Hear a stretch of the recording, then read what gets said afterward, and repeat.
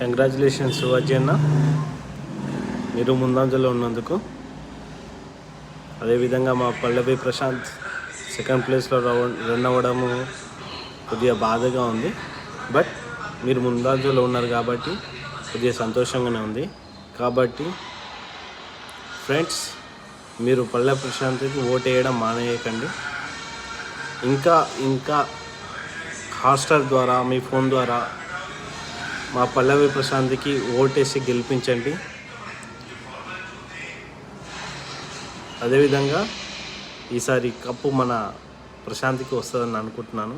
But కొద్దిగా try చేయండి, తప్పకుండా మన పల్లవి ప్రశాంత్ గెలుస్తాడు.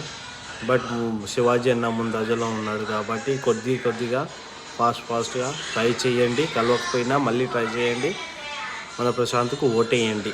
Thank you so much guys.